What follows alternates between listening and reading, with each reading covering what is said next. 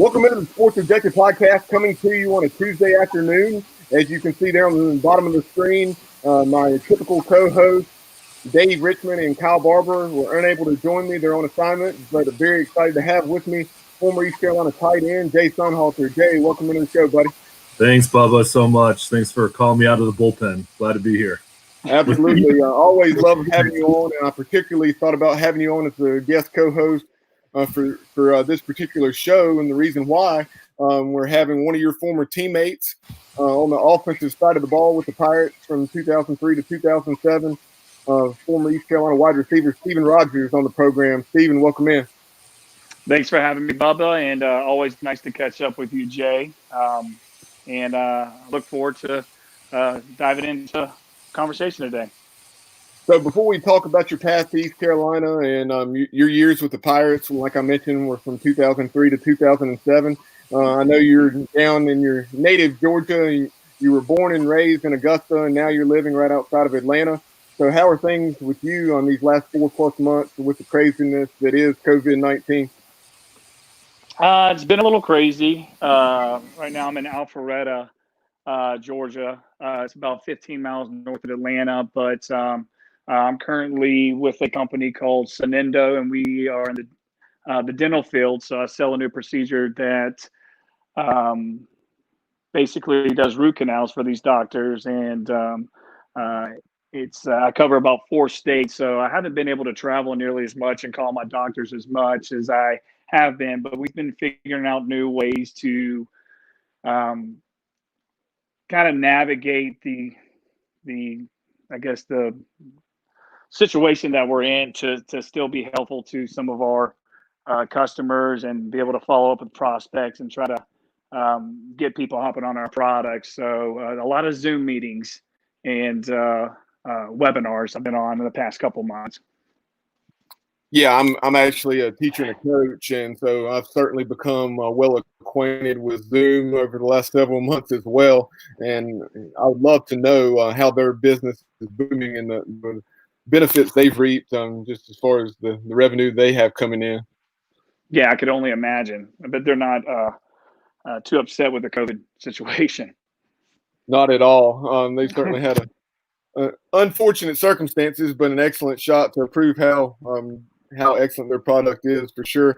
But kind of shifting gears, I talked about you were born and raised in Augusta, Georgia. So take us back there to your upbringing and so forth. Obviously, when you think of Augusta, Georgia, you think of the Masters. Coming up, I know golf is something you enjoy, and we'll talk about that more later on.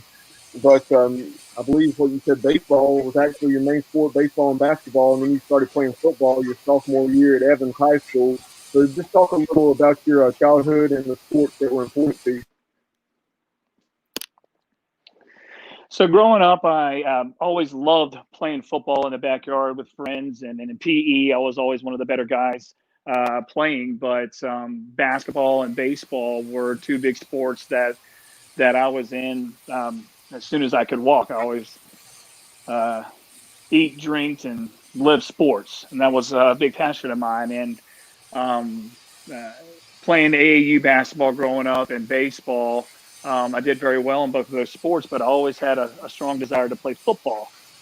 And I would always ask my parents. My father's a radiologist, so he sees broken bones all the time from sports and whatnot. So my parents initially thought that I would ruin a possible basketball or baseball career in college, but little did we know that in my sophomore year, my junior year, I got a lot better. My senior year, I had a great year, that I would end up getting a scholarship to play college football. So I remember my AAU coach, when I was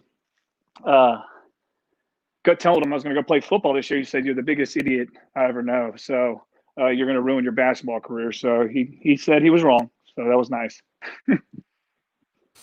With Steven, when you're getting closer to your senior year, when you kind of realize, hey, football is going to be my route I'm going on, you're getting recruiting interest.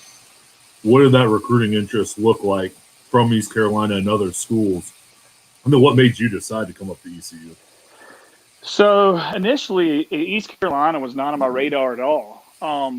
prior to my senior season, my dad and I, we traveled a lot in the southeastern United States. I'd gone to the bigger schools, your Georgia, your Clemson, your South Carolina, down to even an Auburn camp, Middle Tennessee, App State, but none of the real, I guess you can say, SEC schools. I had a couple preferred walk-ons from them, but none of them really offered me a scholarship. But I had a lot of interest from like Furman, 1AA schools, and my first offer ever was my junior year was Valdosta State down in South Georgia. I know they threw a lot, but East Carolina came on the map midway through my senior season, and it's when John Thompson's staff kind of got the go-ahead that they're going to be heading to Greenville, and he was leaving Florida. So I got a call from Coach Odom first,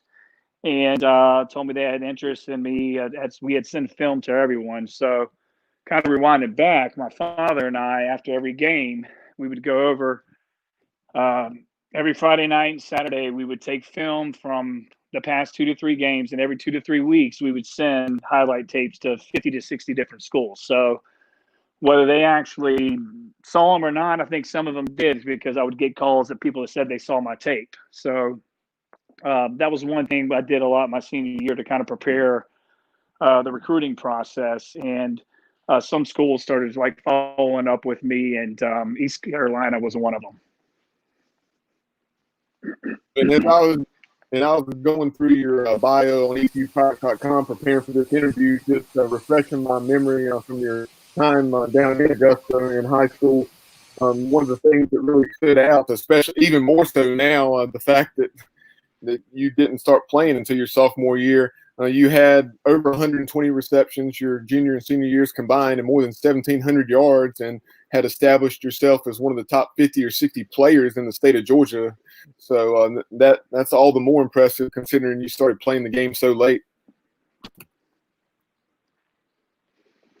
Yeah, I mean, it was something that just came natural, and I really always, even though I didn't play, I guess, organized football, I always wanted to play in the backyard against the older kids, and I always did really well in PE. So I finally talked my parents into it, and I was very appreciative. I mean, at that time, my sophomore year, I wasn't a big kid. My height, I weighed $135. So even though I'd put in 8,000 calories a day, I could not gain any weight. Yeah, that sounds like one of y'all's teammates, Zach Slate. Yeah, exactly. He would put in a lot of calories to try to get up. Hey, but Steven, going back to the basketball and how that translates over to football, when you think about all the different sports you played, it really does transfer over to football, whether that's, your hands, or whether that's the agility or the ability to make cuts or box out a defensive back or speed. How much did playing basketball and just really being a great athlete really help you transfer over into the football? I think one of the biggest helpful things that basketball did for me was being able to change direction as quickly as possible. So as a wide receiver, if you think about it, if you have press coverage, you're going to have someone that's going to be right on you face to face right before the ball is hiked, and you got to be able to get off the ball. You be able to get away from the defender and separate. So being a point guard all the time, you have guys pressuring on you to be able to change pace, to be able to run away, to be able to make them think you're going right, but you're actually going left, to get some separation. That could be the difference of a catch in football. And that's one thing that I took away from being able to take people off the dribble in basketball, to be able to take that skill to be able to get off jam coverage, to be able to get this slant catch and whatnot. So that's one thing that translated very well. And also rebounding, going up to try to get a jump off.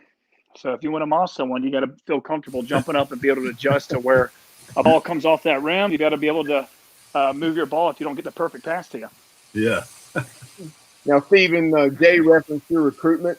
Obviously, John Thompson's staff was coming in. John Thompson had been down as defensive coordinator at University of Florida. So who was your – well, I know it was Lonnie Galloway was your position coach, but who was handling your recruitment in addition to Coach Tate? So Coach Fred Tate he was one of my favorite coaches I ever had, but he was I believe a defensive line coach, linebacker coach at East Carolina. Well, John Thompson was here, but I had met him when I went to Middle Tennessee to their, I guess, recruiting camp, quote unquote, between my junior and senior season. So when he had left there, I believe that probably ignited a little bit of John Thompson and Coach Odom to call me to kind of get East Carolina on the map. Most of the schools that offered me were 1AA schools, but I did have offer from Southern Miss late in my senior season. I did not go to the university. It just didn't work out with timing. I did make it to Greenville. And then I had an offer the week of it was a late offer from Kentucky. Joker Phillips had left South Carolina, which actually Skip Holtz was there, ended up being my coach. And when he had left South Carolina, he had called me when he went to Kentucky last minute, but I had already committed to Greenville and decided to stay.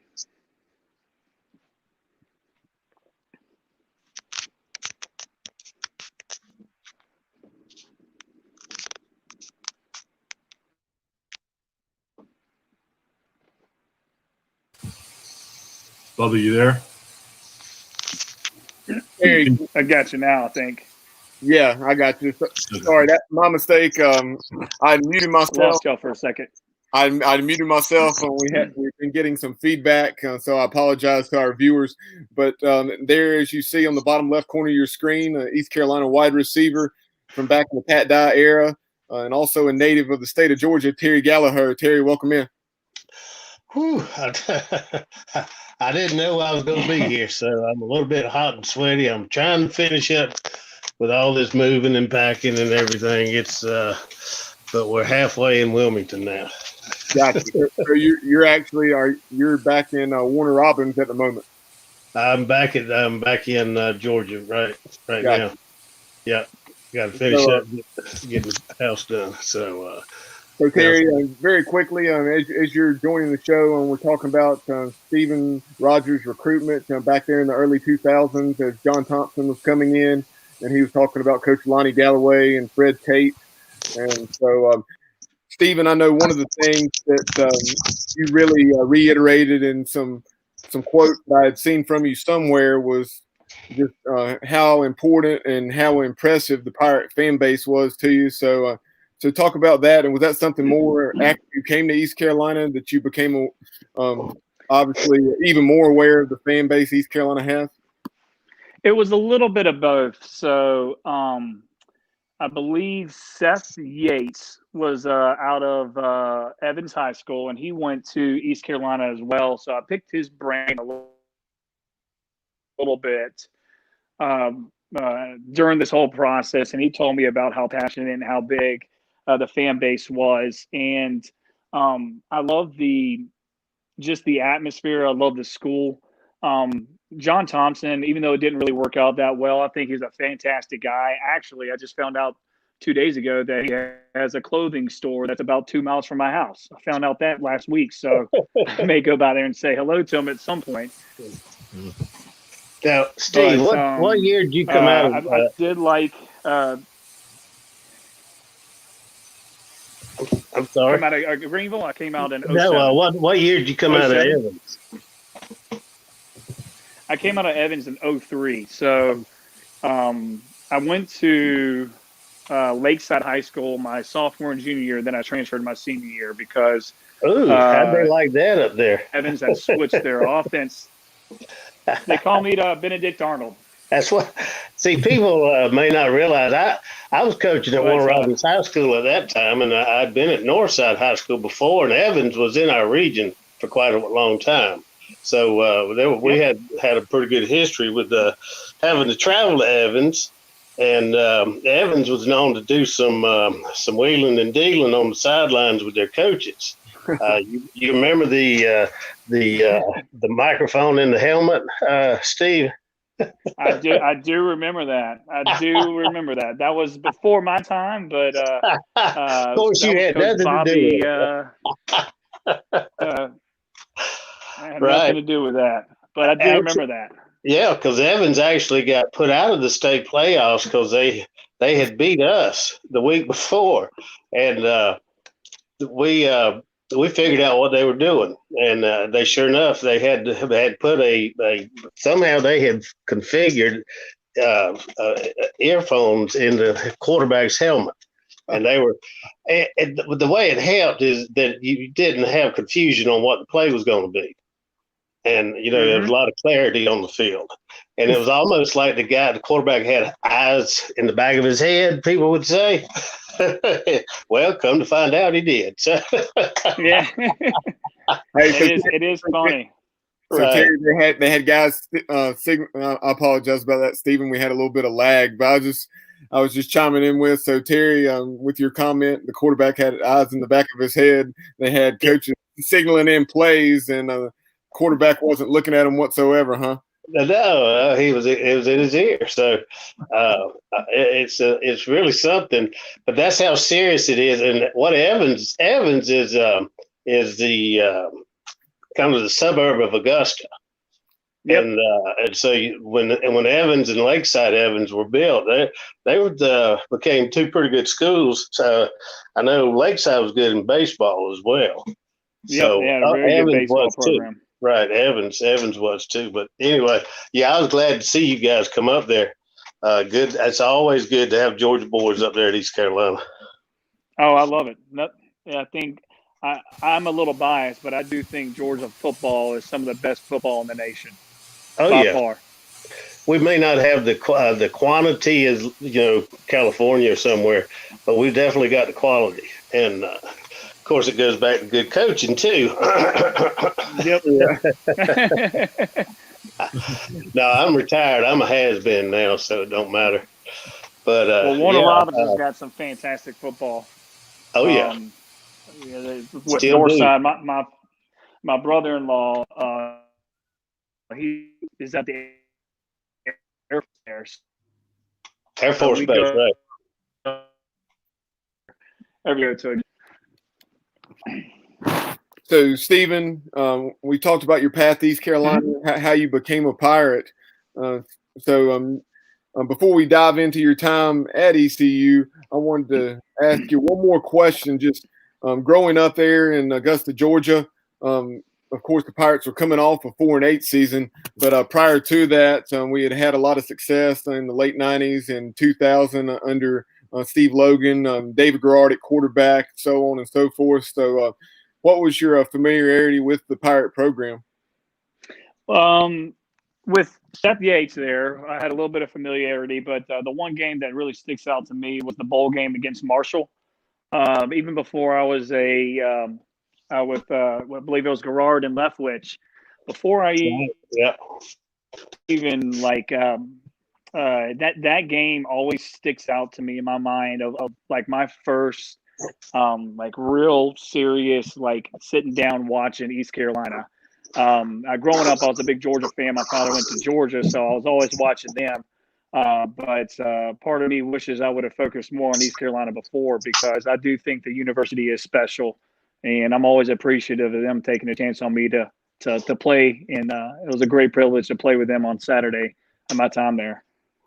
So after arriving on the scene in 2003, you redshirted that first year, and then, like you said, needed to continue to add some weight and get stronger and prepare your body for the rigors of Division I football. But just talk about your first experiences getting on the field. So I will never forget my first weigh-in at East Carolina. I was 160. I was still real thin, and redshirted that first year. And then the next year I'd put on 10 to 15 pounds. And then the final year, my sophomore year, when I actually started playing, I was about 185. But I think my body took a little bit longer to mature more than some of the other guys on the team. But I do remember once Skip Holtz and that staff came on, Coach K, that is there right now, Coach Kirkpatrick, he was my wide receiver coach, and I felt that I was better than some of the guys that were ahead of me. And I'd sit down and talk to him my sophomore year. He said, "Well, if you keep your head down, keep trucking around. If you get your opportunity, then we'll go." And then there was an injury that happened in front of me. That was someone that was playing in front of me. And the last 4 or 5 games of that season, I started, and then started my whole junior and senior season.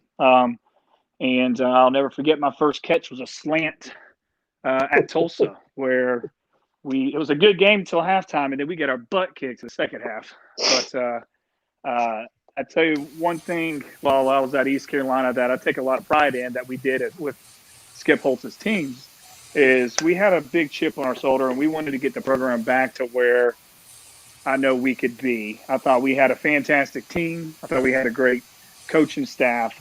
And every year we went out there, every game that we went out there, we thought we could win. So that's one thing that he instilled in us, and a lot of the players there kind of had a great team locker room that last 2 to 3 years while I was there. And I think that's something that's really big and plays a big role, because we were a family, and I think that goes a far way. Stephen, what do you think was the biggest difference in, when you first got there and Coach Thompson was there in your freshman year, to kind of the philosophy of the program, the culture, and when you were a freshman to when you were a senior, when Coach Holtz came in, the next year? What did the culture change kind of enable us to do success-wise? And then you were such a huge part of the offense, especially junior and senior year. Talk about your development and how you continue to work hard and get better to make that impact.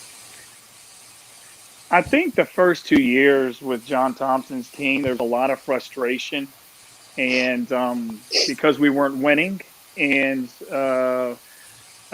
due to that, I think there's a lot of kind of individuals that just weren't as happy, whether it was with playing time or how things were getting, or plays weren't getting called their way or whatnot. I just didn't feel like we were a true family. But once Skip Holtz came, kind of felt a little different in that, in a way, you kind of have to get over yourself, and it's more about the team.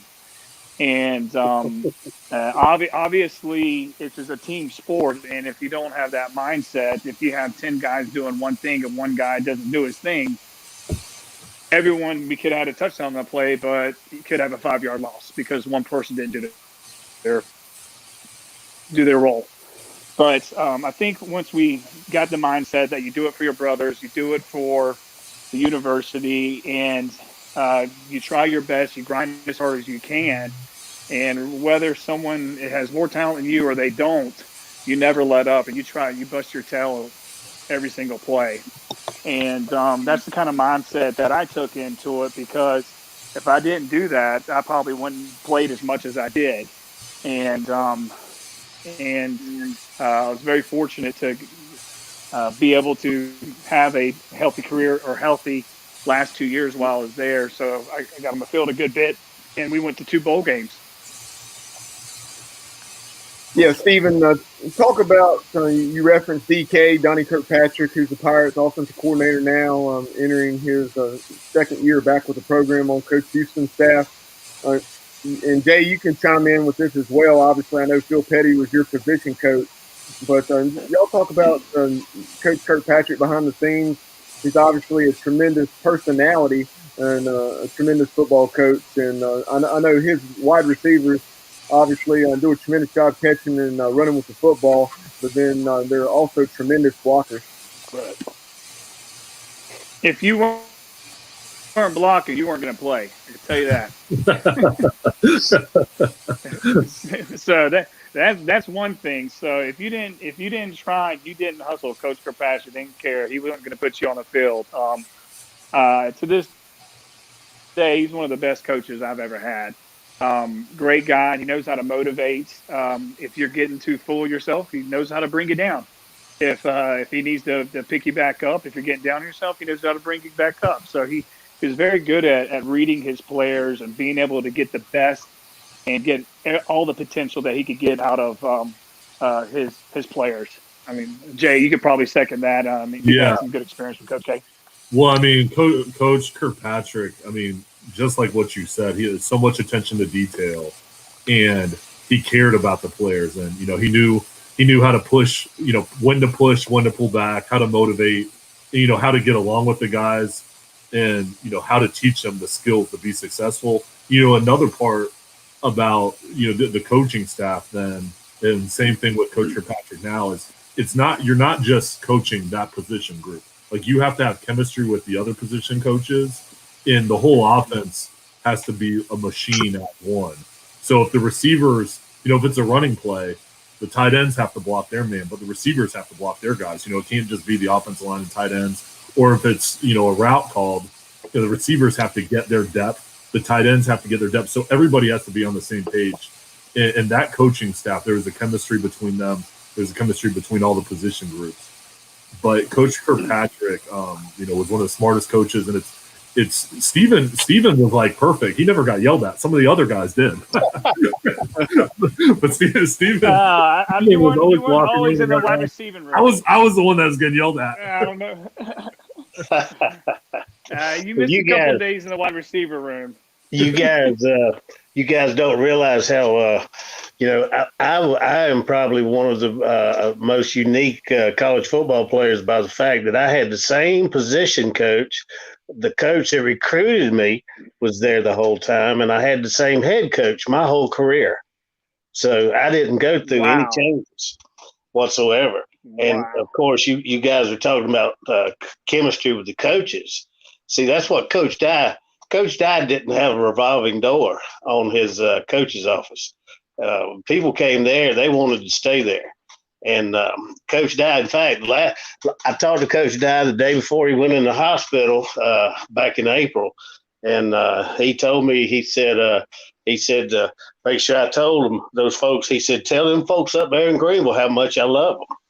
And, he said there never was any other place like ECU, and that had things been different, that he would have liked to have stayed his whole career there, but it just wasn't meant to be. So, but that's one thing about East Carolina that I've always been very appreciative of and grateful for, is how much of we're all Pirates, and regardless of when we played or who we played for or whatever, we have that connection because we've been there and we know what it's like out there.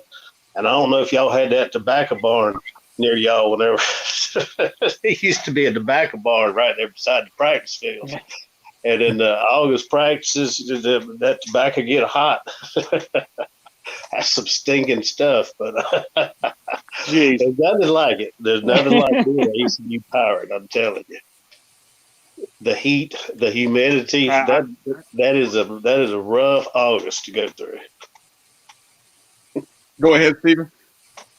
I said I would second that. It's purple and gold, baby. It's a privilege to be part of the university, and it would have been nice to have the same offensive coordinator all 4 years. I was talking to my father the other day. We were watching it was 2 weekends ago. I was back home, and we actually pulled up the ECU versus UNC game and just watched it, just to kind of reminisce. And it was nice to hear Jeff call the game again. I actually reached out to him and said it was nice hearing him calling the games as well. Absolutely. When you think of throughout my whole career, it's awesome. I'm just hearing him call. You there? Yeah. Sorry, I was just letting you finish. I had a little bit of lag, and I didn't realize you weren't done with your thought on Jeff Charles. But my sophomore year of high school, when I first started playing, until my junior year in college, I had a different offensive coordinator. Ooh. Every single year. Ooh. So my sophomore year, my junior year, my senior year of high school, all three different offensive coordinators.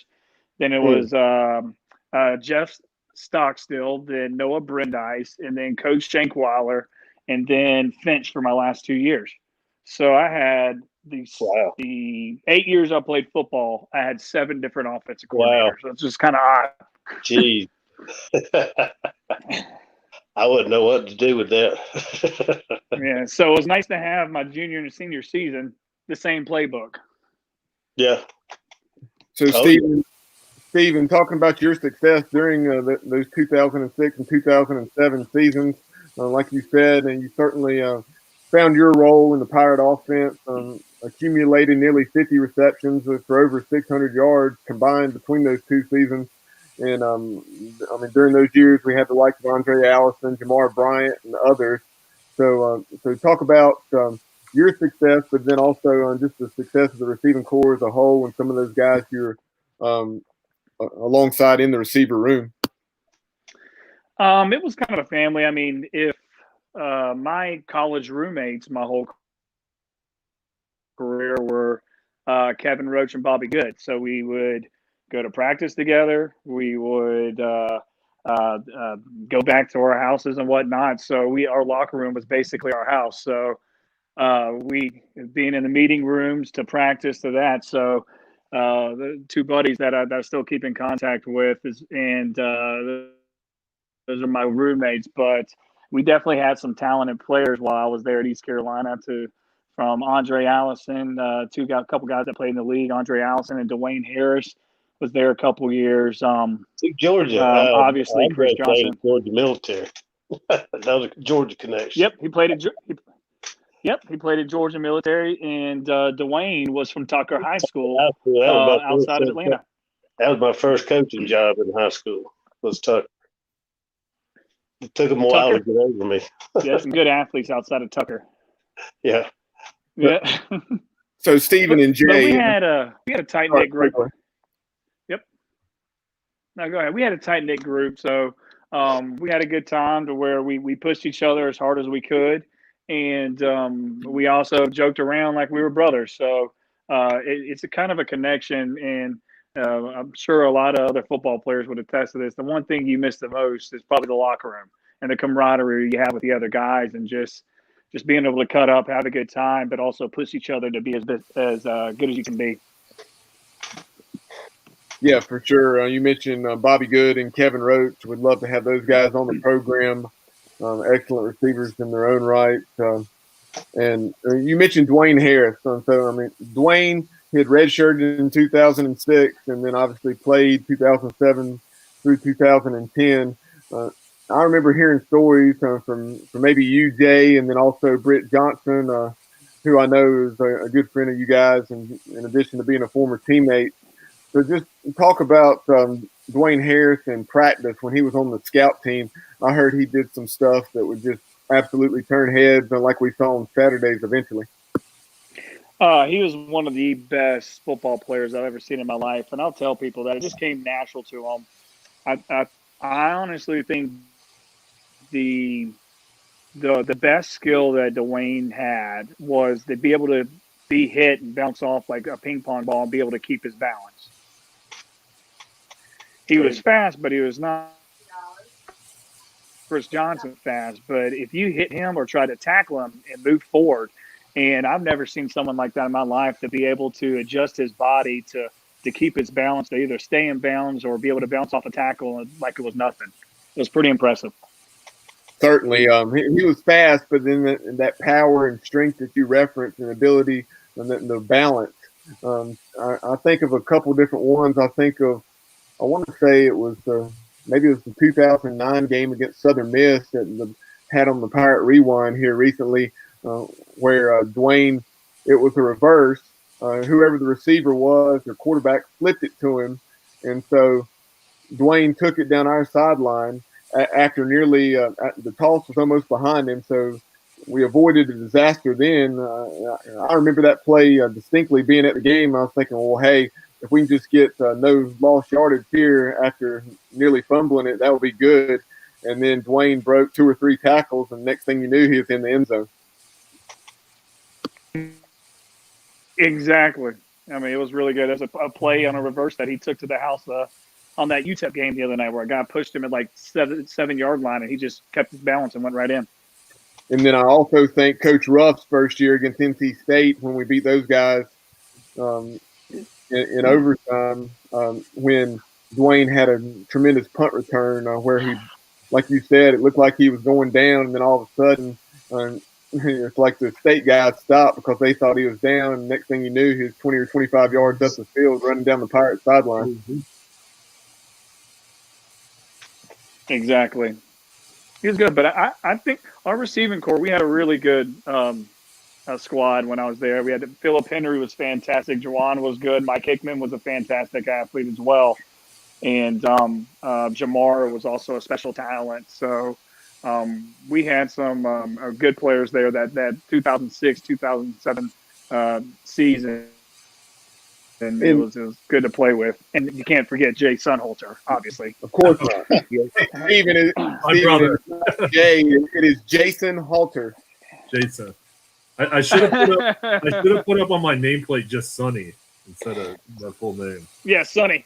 Just my nickname. Exactly. No, Stephen, that's a running joke between me, Dave, Kyle, and Jay. Kyle said, Jay, he said, have you ever had anyone call you Jason Halter?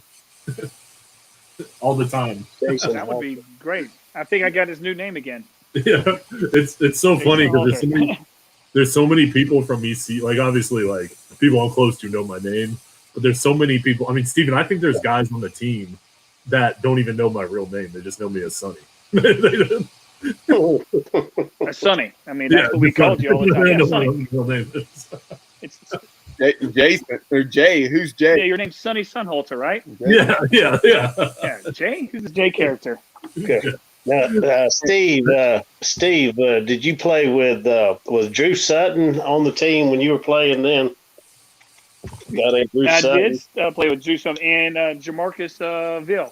Okay, Drew, I coached. He was at Warner Robins High School when I was coaching there. Then Jamarcus played at Northside High School. That's the high school I actually came from.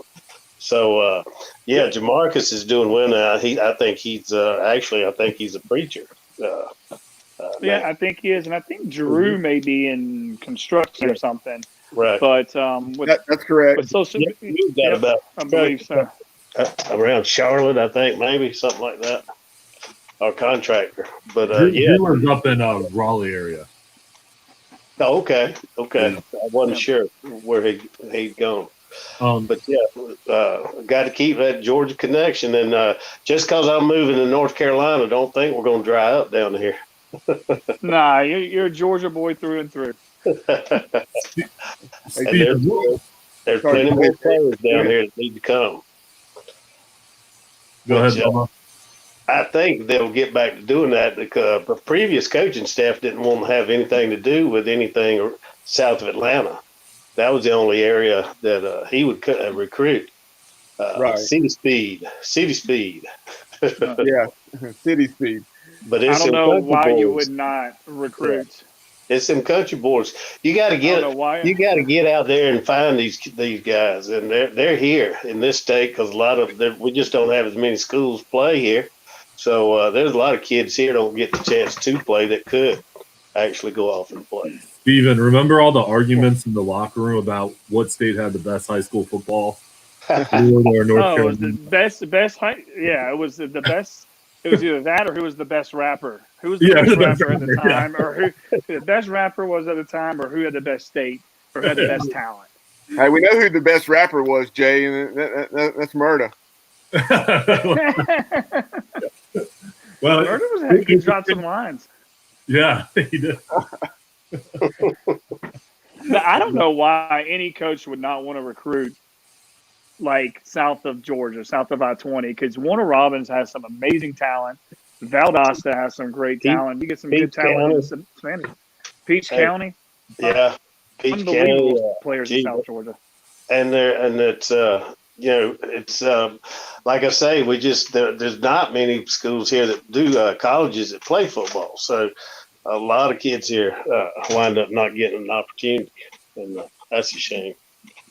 Yeah. But I think we got a wide receiver committed from Valdosta right now. We do. Yep. Yeah, I saw him play. He's good. That's good. Yeah. I just want to since I've played, I don't think there's been a number 83 that's played much at all. So I'm waiting for someone to kind of get back out there. They retired it. Yeah, that's true. That's right. That's right. Now, Stephen, I know we're running a little tight on time. The final East Carolina point I wanted to make, Jay alluded to this earlier, and I wanted to touch on this before we talk about what you're up to now, and because you already did that a little at the beginning of the conversation, but Jay talked about, and you, I think, just referenced it also. When you were coming into the program was on the decline. We had won 4 games in 2002. Then we went 1-11, 2-9. But then Coach Holtz' first season, he came in with an excellent plan, tremendous coaching staff. We nearly went bowling, won 5 ball games, and then, of course, we did go bowling next year, winning 7 games and the PapaJohns.com Bowl. And then your senior year, we won 8 and knocked off Boise State, who had just beaten Oklahoma the previous year in the Fiesta Bowl. So I know you and your teammates, like Jay, y'all had to take a lot of pride in the program, getting back to where it needed to be and laying the foundation for those conference titles that we were able to win in 2008 and 2009. Yeah, I feel like Jay and I deserve one of those rings. I would like to say. I agree. One of those championship rings, but going from those first 2 seasons that were just brutal, and then when Coach Holtz had come in, a lot of the players we kind of came together as a family, and we had a big chip on our shoulder because we thought we were better than what we were performing. And our goal was to get to a bowl game that first year. And even though we won 5, which was significantly better than what we had done prior, we felt that we had fallen short because we had busted our butt so hard, and we felt that we had the talent and the coaching staff to get to a bowl game. So, and we believe that the history of East Carolina and the fans and the university and the football program from the past, we're a team that should be bowl eligible every year.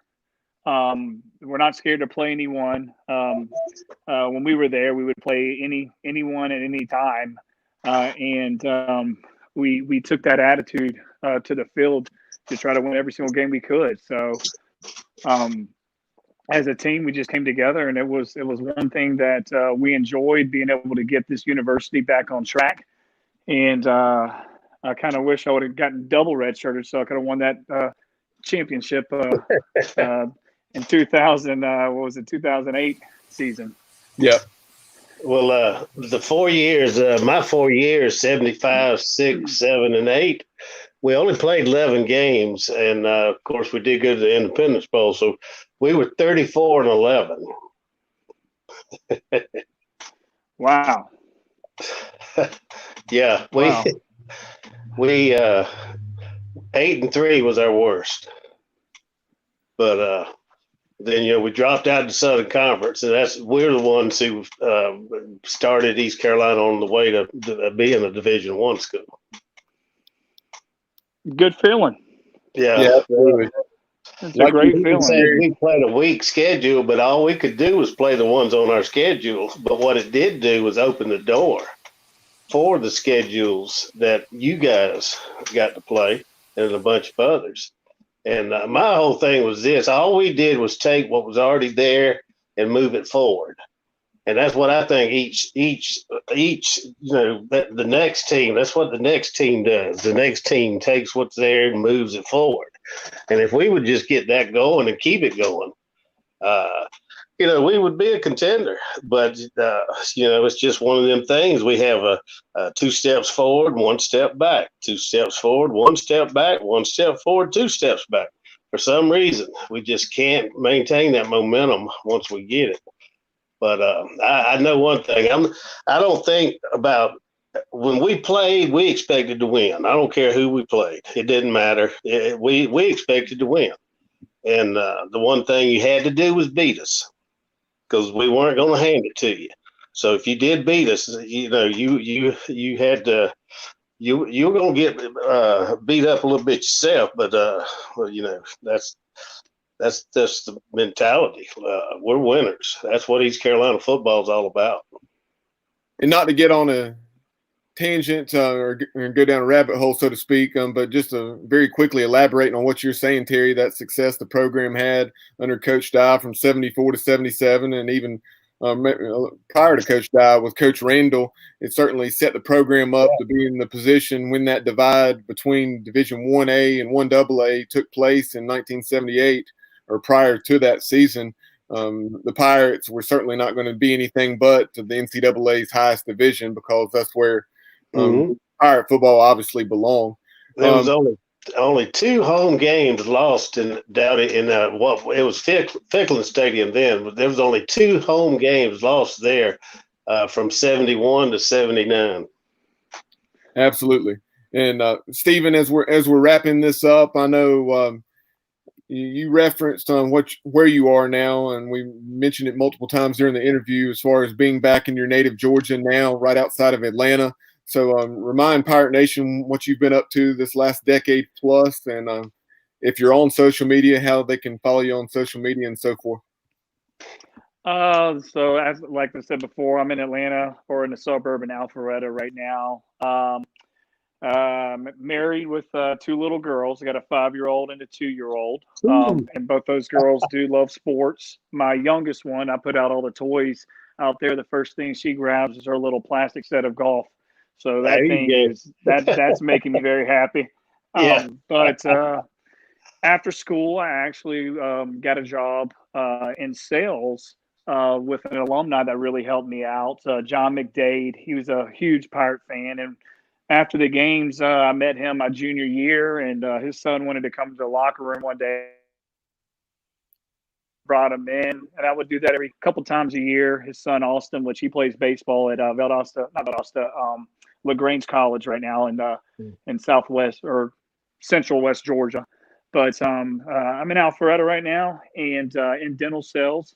And I was looking forward to the Pirates coming to Atlanta this year to play Georgia State, but I'm crossing my fingers that we're still having a season, and I'm being very hopeful because I think our country does need needs football or something just to get their mind off all the mess that's going on right now.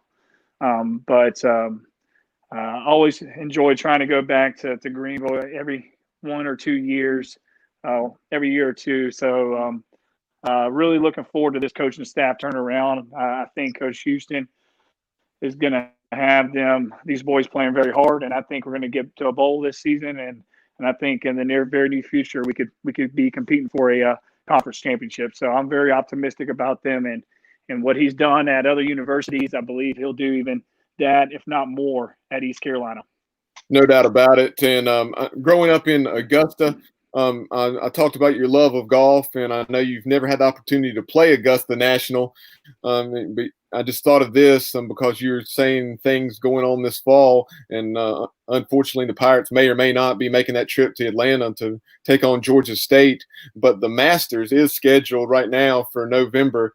So do you think it will be played? And if so, will you potentially be in attendance?